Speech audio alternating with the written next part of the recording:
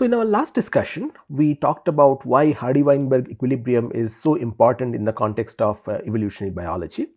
And I explicitly said that in this discussion, we are going to look at some simple numerical problems using the Hardy-Weinberg principle and how to solve them. Now, why exactly do we want to do that? Obviously, one reason is because it is very important conceptually. The second reason is that from a very pragmatic point of view, Hardy-Weinberg questions, numerical questions, very often feature in national level exams like NET or GATE, or even in international exams like TOEFL, not TOEFL, GRE, etc. Typically, they feature them. Even most interviews, whether in the field of evolution or in the field of genetics, many a times people do end up asking Hardy-Weinberg questions. Now, solving the Hardy-Weinberg numerical problems are actually very simple. However, it is my experience that students make some very trivial kind of mistakes, because of which often things don't remain as simple as they are supposed to be. So, what I will do is we will first look at a simple, we will basically play with the Hardy-Weinberg frequencies a bit, so that you get some feel for what those frequencies look like, and then I am going to do 3 or 4 problems, each one of them slightly different type, and I will not only show you how to solve those kinds of problems, I will also quickly talk about what are the common mistakes that students tend to make when they are trying to solve those problems. So, the first thing is looking at the Hardy-Weinberg frequencies. So, for this what we will do is we will go to Excel. Now, I am doing it on Microsoft Excel. You can as well do it on the corresponding LibreOffice or any other office software. More or less things will operate the same way. So, what we want to do is we want to take various allele frequencies, and for those we will plot the corresponding gene frequencies. So, allele frequencies, let us say we start with 0. I will slightly increase the size so that you can see it better. So, we will start with 0 and then we will increase in step size of 0.01. Okay. So, 0, 0.01, 0.02, and then we are just going to drag this all the way up to 1. Okay. Now, remember, this is a fraction, in the sense that this is a frequency, therefore, the values that it can take can only be between 0 and 1. So, this is P. Now, we are going to look at Q, which is 1 minus P. So, we will simply say this is 1 minus this thing, right, and then we are similarly going to drag it. Okay. So, now we have our allele frequencies. Now, we want to do our genotypic frequencies, and remember the genotypic frequencies are P square, 2 PQ and Q square, right. So, we will simply type equal to P into P equal to 2 into P into Q and equal to Q into Q, sorry, equal to Q into Q, that is Q square, right. And now, let us simply drag this right till the end, and there you go. Okay. So, now what we would like to do is to plot the 3 genotypic frequencies against the corresponding allele frequencies. So, how do we do that? In order to do that, we go to insert and we insert this kind of a graph, and then we go to select data, and then we look at the chart data range. Just one second, we need to shift this a bit towards this side. Yeah. So, we will go to chart design, select data range, So the data range is the entire data range from here to here, done. And then on x-axis, sorry, this is the vertical axis. So on the vertical axis we need p square 2pq q square, and on this axis, horizontal axis, we are going to say that we need from here to here. Okay, and that's it. So if you remember, this is the graph that we looked at yesterday when we, in the previous discussion, when we were looking at the how the genotypic frequencies vary with the allele frequencies, right? So of course one can play with it a bit, one can change the axis. Instead of going from 0 to 1.2, one can make it go from 0 to 1, and so on and so forth. Sorry, yeah, 0 to 1, and this goes to 0, right? There you go. So why am I showing you this? Two reasons for this. Number one, of course, it is very nice to actually know, with the plots that you see during lectures, it's nice to be able to draw them on your own. So I strongly recommend that you do this. I'm doing this on Excel. If you know how to write a program, please feel free to write a Python code or whichever other language you are familiar with, but draw this. This is fun. The other reason is that normally students only think in terms of p square 2pq q square without realizing that these actually stand for numbers. These are algebraic expressions which stand for numbers, and some of these numbers, if you actually keep them in mind, then it becomes very easy for you to solve Hardy-Weinberg numericals. So for example, look at this one, the one that I am highlighting over here. Yeah, so you can see that when the allele frequencies are 0.1 and therefore 0.9 for the other one, then you get nice whole numbers, 1%, 18%, 81%. Similarly, when they are 0.2 and 0.8, again you get nice 0.04, 0.03, 0.32, 0.64. So these ones that stand for 0.1, 0.2, 0.3, 0.4, these are the ones that are very often favored by question setters, simply because then taking the square root of these things become very easy. And in all those kinds of exams where calculators are not made available to students, these kinds of questions are the ones that allow people to give a Hardy-Weinberg equilibrium with the understanding that if it's 0.49 or something, then it will be relatively easier for people to take the square root of that. Square root of 0.49 is 0.7 and so on.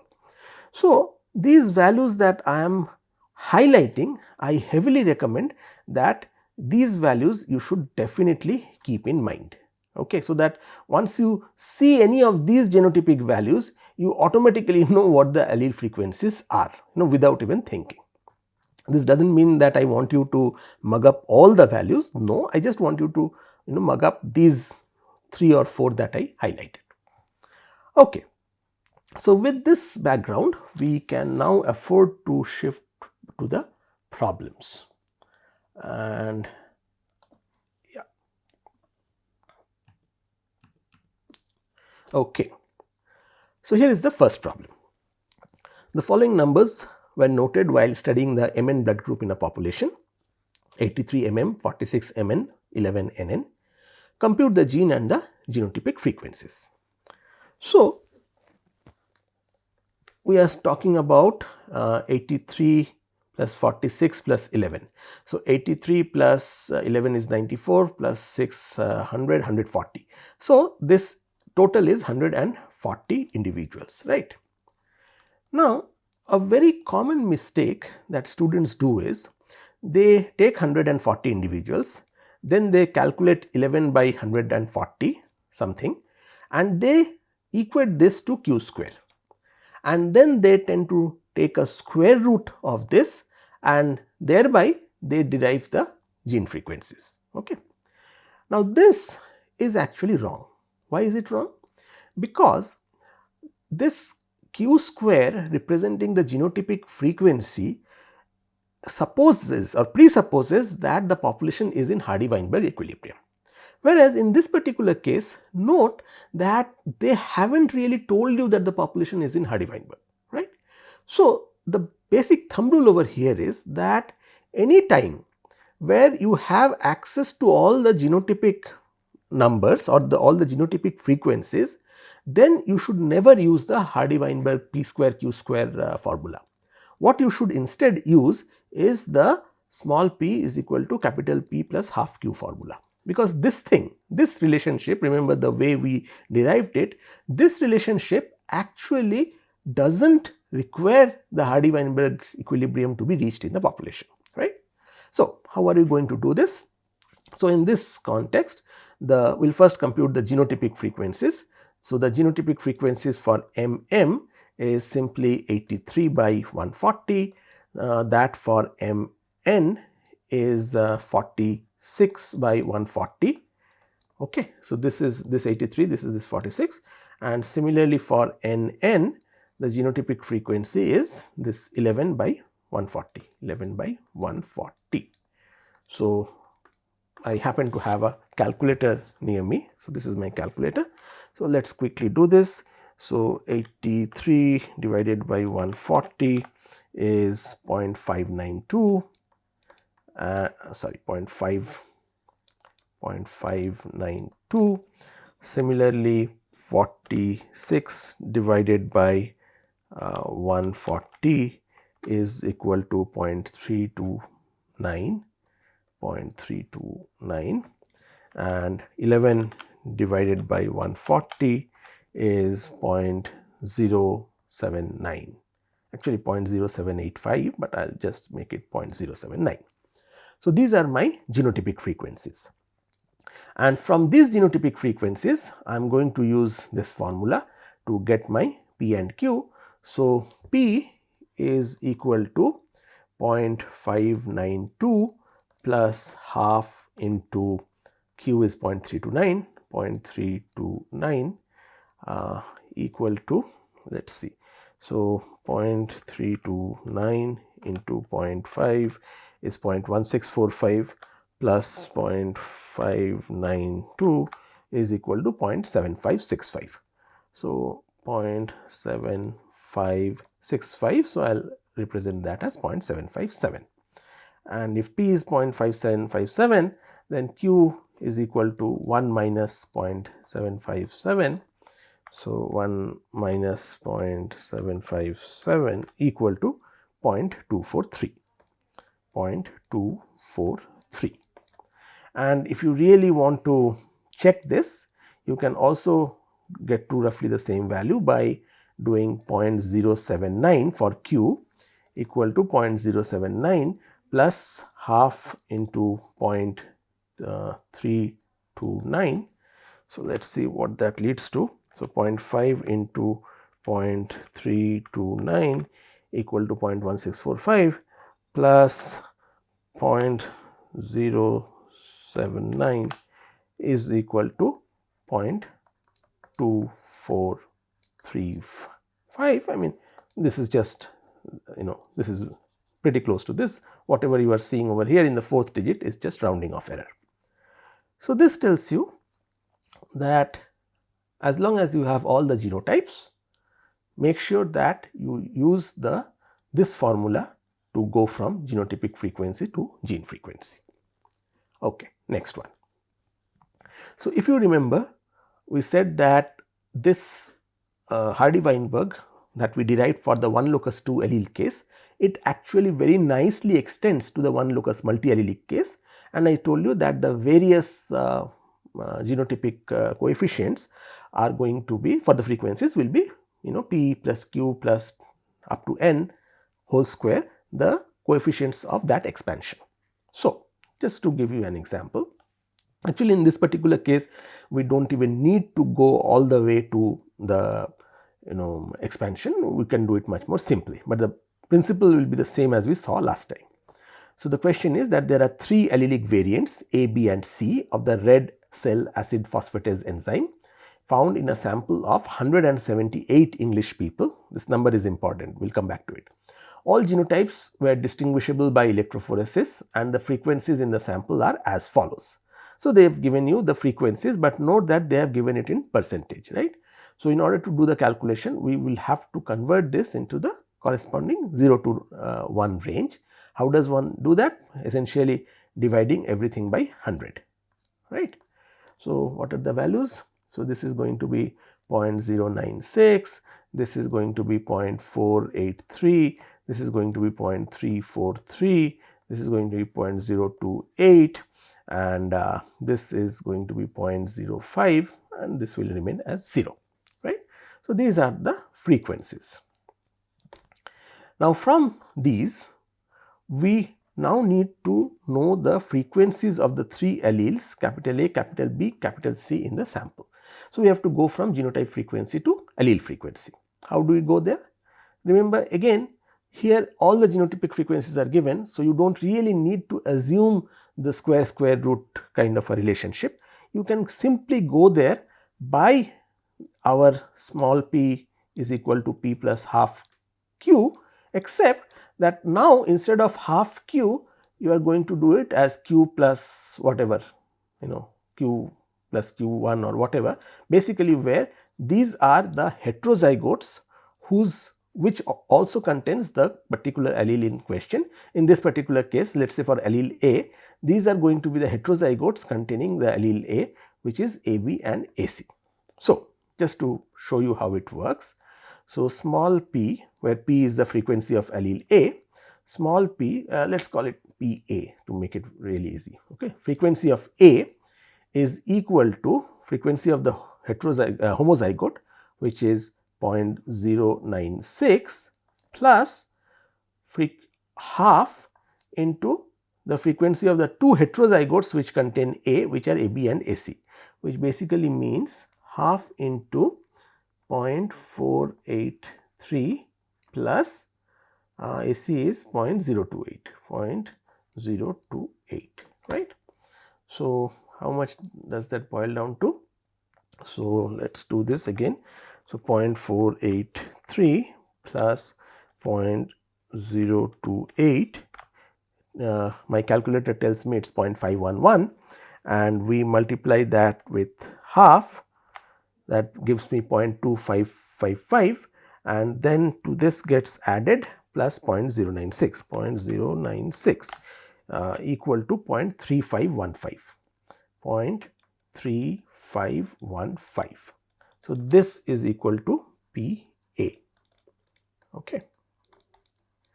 Similarly, PB is equal to the frequency of the homozygote, BB homozygote, which is 0.343 plus half into the frequency of the 2 heterozygotes which contain B, which happen to be BC and AB, which means 0.483 for AB plus 0.05 for BC, okay, equal to, let us see what it comes to. So, 0.483 plus 0.05 is 0.533 into 0.5, this is 0.2665 plus 0.343 equal to 0.6095. Okay. So, PB is equal to 0.6095 and now we come to PC. PC is equal to same thing, PC is equal to 0 plus half into, which are the 2 heterozygotes AC and BC, right, the ones that contain C, 0.028 plus 0.05. So, let us look at the calculator. So, 0.028 plus 0.05 is 0.078 into 0.5, that gives me 0.039 and plus 0. So, basically this comes down to 0.039. Now, whenever you do calculations like this, it is always a good idea to add these numbers up, because if I have 3 alleles, these 3 numbers should add to 0. So, 0.3515 plus 0.6095 plus 0.039, sorry, I made a mistake over here, 0.3515 plus 0.6095 plus 0.039. As you can see, this is equal to 1, right. So, these calculations are fine. So, that is part A. Then this asks the question, why are no CC individuals found? Now, in order to answer this question, we have to ask ourselves that what is the expected frequency of the CC individuals. So, my allele frequency of the C allele is 0.039. Therefore, my expected genotypic frequency of C is 0.039 into 0.039 is 0.001521, right. This is my expected frequency of the CC homozygote. Now, remember, I have only 178 individuals in my sample. So, in that sample, how many CC individuals do I expect? In order to get to that figure, we multiply 0.001521 with 178 to get a value of 0.27. In other words, I expect only 0.27 individuals in a sample of 178, and since this number is less than 1, which essentially means that I do not even expect a CC individual in the sample. So, this example shows you that the sample size is also very important when you are trying to get your gene frequencies and genotypic frequencies from real life data. If a gene is really rare or an allele is really rare, then in order to see their corresponding homozygotes, you need to have very large sample size, otherwise the homozygote typically will not be seen. Okay. So, this is how you extend this to a one locus multi-allelic case. So, in both these examples, all the genotypic frequencies are given, which is why we did not really need to use the Hardy-Weinberg relationship. Now, we will look at a case where all the genotypic frequencies are not given. So, as the question says, a 1972 study shows that the frequency of phenylketonuria patients in a population is 1 by 11,000. Disease is due to an autosomal recessive gene. What is the frequency of A, the disease gene, and what is the frequency of the carriers, that is the heterozygotes? So, in this particular case, note that you have been given only one genotypic frequency, and therefore, you do not have all the other genotypic frequencies in hand. Hence, you cannot use your small p equal to capital P plus half q formula, and therefore, in this particular case, the only way for you to proceed forward is to explicitly assume that the population is in Hardy-Weinberg equilibrium, and then take the square root and thereby get hold of the gene frequency of the disease gene. Now, in many cases I have seen that students, they end up doing this without explicitly writing that they are assuming the Hardy-Weinberg equilibrium. I would strongly recommend that when you are doing a descriptive type of a question, you should mention this, that you are assuming Hardy-Weinberg, because otherwise that taking of that square root is not justified. So, anyway, in this particular case, let us assume that our two genes are A1 and A2 such that A2 is the disease gene. Let us assume the frequency of this is P, let us assume the frequency of this is Q, and therefore, as per the question, Q squared is equal to 1 by 11,000. So, of course, Q is root over 1 by 11,000. So, let us quickly see what that number is. So, 1 divided by 11,000 is point many zeros 9, and therefore, when I take the square root of this, that comes out to be 0.0095. I mean, there are more digits, but I am just cutting it at 4 digits. So if this is my Q, then my P is equal to 1 minus 0.0095 equal to 0.990. 0.990.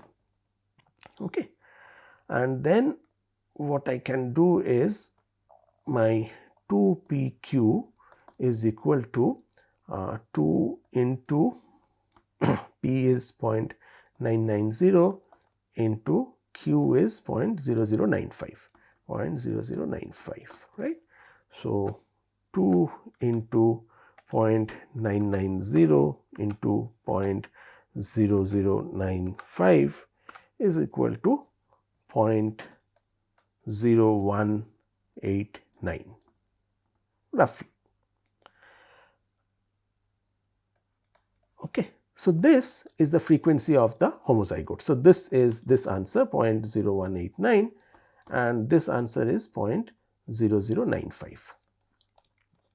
So the interesting thing to note in this particular question is that although the frequency of this disease is diseased allele is very low, in spite of that about 0.0189, which roughly means about 1 in 20 roughly people are actually going to be diseased, are going to be carriers, which it tells you that when a disease gene becomes rare, then most of the copies of that rare gene is actually going to be found in the carriers, and that is why if you have a recessive gene, it is very difficult to throw it out of the population by the action of selection alone. Selection won't even be able to see it.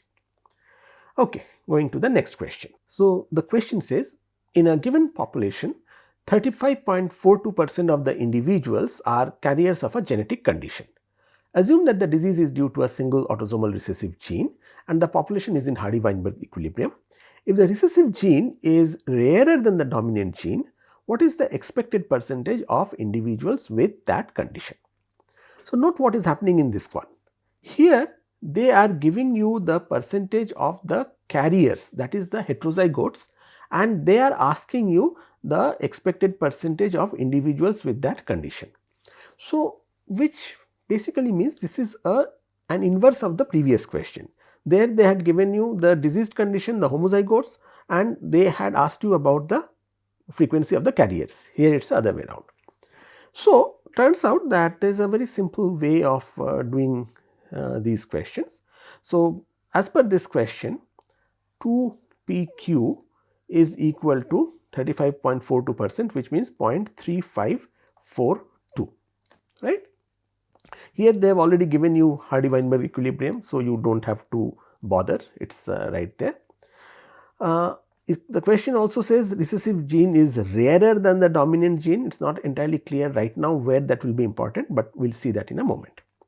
So 2PQ equal to 0.3542. So now let us assume that this is our rarer gene. So this is, let us say, A2, and let us say this is the dominant gene. This is the dominant gene and this is the recessive gene. Okay.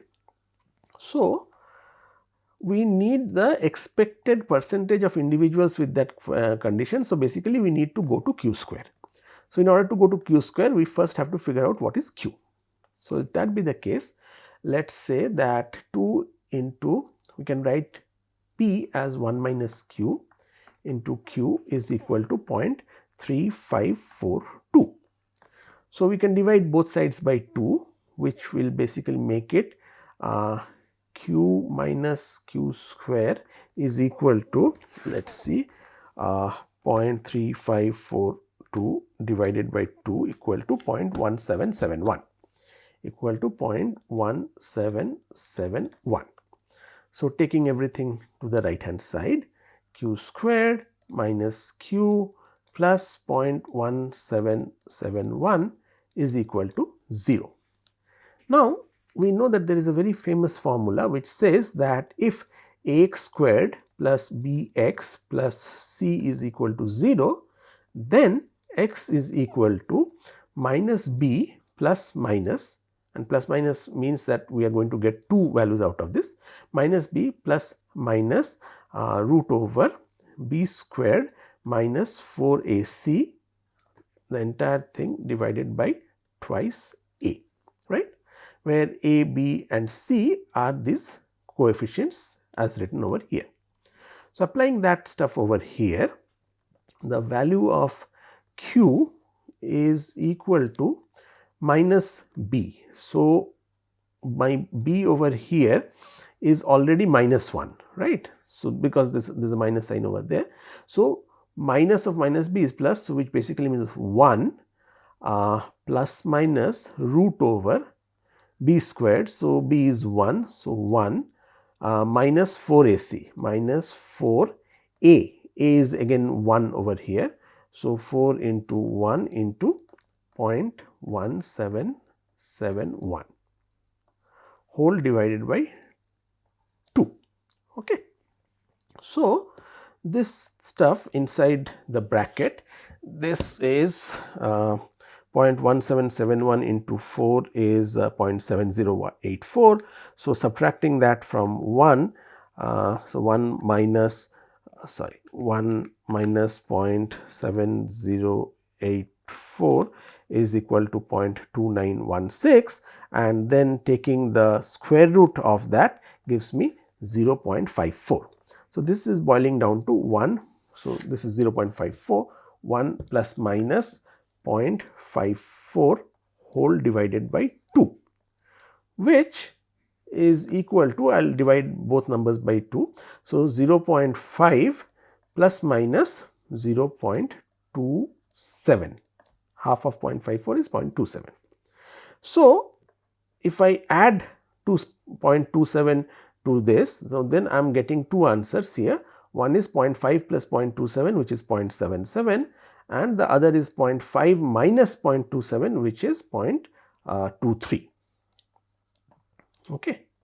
So, there are two answers possible for this value of q, which is 0.77 and 0.23, and this is where this extra condition comes in. If the recessive gene is rarer than the dominant gene, so which means that the frequency of the recessive gene is less. Therefore, this is the correct answer given that condition.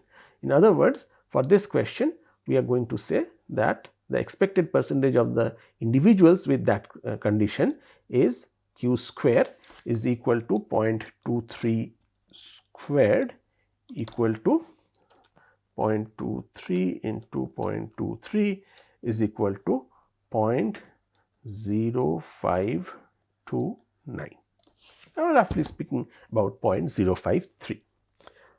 So, this is in the frequency domain. Now, it says that expected percentage, so that is going to be about 5.3%. This is the final answer to the question. Now, note over here that if this particular condition, this one, if the recessive gene is rarer than the dominant gene, this particular condition were not given, then you had no way of choosing between 0.77 and 0.23, and in which case you, even for the expected fraction, you would have had two answers. Okay, one is 5.3%, the other is 0.77 squared, and that is perfectly okay. If they do not give you an extra condition, you cannot distinguish between these two cases. So, that is about it. We are going to stop over here, and in the next discussion, we are going to look at what are the ways in which genetic variation is generated and what are the implications thereof. See you.